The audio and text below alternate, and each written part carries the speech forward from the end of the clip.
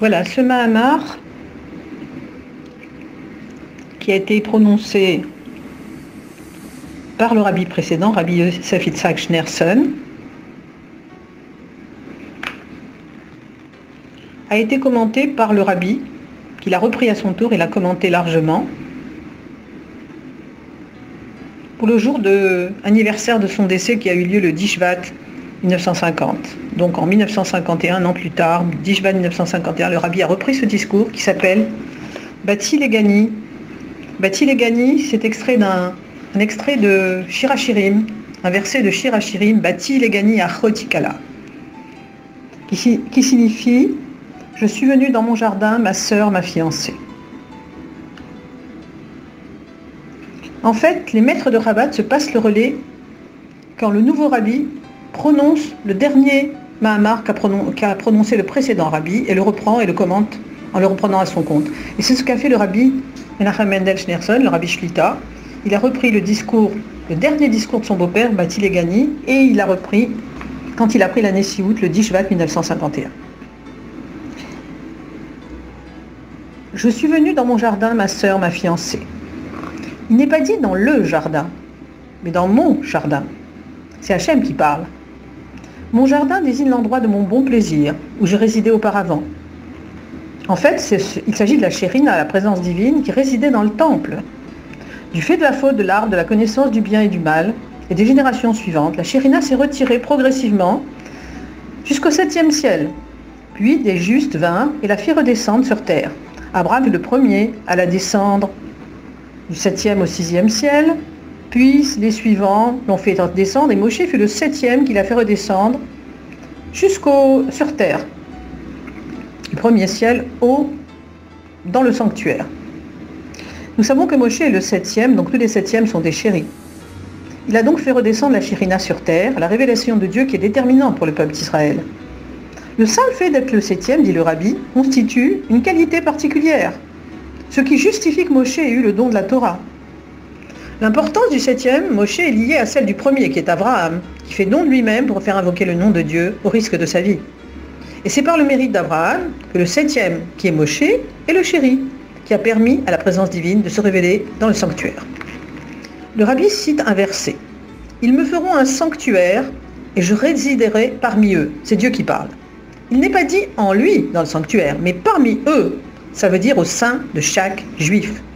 En fait, la finalité de l'enchaînement des mondes est l'envie de Saint béni soit-il d'avoir une demeure ici-bas. C'est ce qu'on appelle une dira batartonim. L'objectif de Dieu, dont l'essence seule peut réaliser la création, ex nihilo, c'est-à-dire de rien, à partir du néant, est bien ce monde inférieur. Quand on observe une lumière, on en déduit l'existence d'un luminaire qui produit cette lumière. Mais le fait d'observer une créature ne prouve pas l'existence d'un créateur. Au contraire, elle l'occulte, donnant l'impression d'exister par elle-même. Cela prouve en fait que sa source est l'essence de Dieu, qui n'a pas de cause antérieure.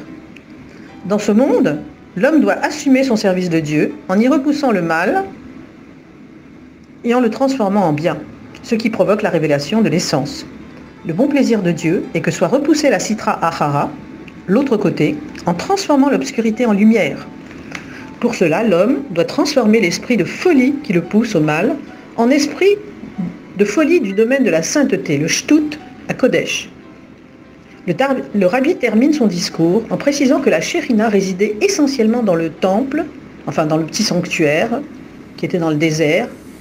Or, les planches du sanctuaire étaient en bois de shittim, et shittim est un mot de la même étymologie que shtut, la folie. Un juif doit donc se soumettre à Dieu au-delà de toute logique.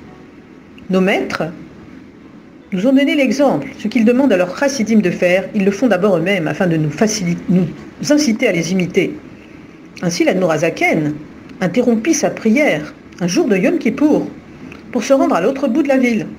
Dans une mansarde se trouvait une jeune accouchée et son nourrisson. On l'avait laissée toute seule ce jour. Ils s'étaient tous rendus à la choule, ils l'ont laissée toute seule. Une femme qui était en danger de mort. On sait qu'une femme, dans les 3 jours après lesquels elle a accouché, est en danger. Il n'y avait personne pour lui donner à manger, pour prendre soin d'elle et de son bébé. Que fit l'Admor HaZaken? Il coupa du bois, il alluma un feu, il fit cuire une soupe qu'il donna à la cuillère à cette femme, personne n'étant là pour le faire à sa place. Voilà un bel exemple d'amour du prochain transmis par nos maîtres. C'est donc en repoussant la folie et en la transformant en sainteté, que l'on réalise la finalité de la création, bâtir pour Dieu une demeure ici-bas. Je suis venu dans mon jardin signifie une élévation supérieure à celle d'avant la faute de l'arbre. Le décès d'un tzaddik révèle une lumière particulièrement élevée en ce monde.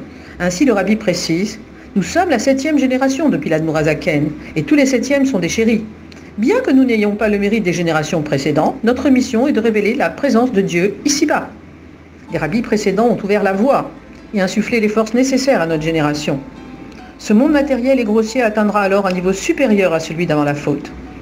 Il est dit que Mashiach sera plus élevé que Adam Arishon, le premier homme. Le rabbi conclut son Mahamar en évoquant son beau-père. Très bientôt et de nos jours, très prochainement, il libérera son troupeau de l'exil moral et physique à la fois. Il nous placera dans un rayon de lumière. Dieu nous fera quitter l'exil la tête haute. Alors Moshe et les enfants d'Israël chanteront. L'Éternel régnera pour l'éternité. L'Éternel sera un et son nom sera un. Et que ce soit dans l'immédiat présent. Amen.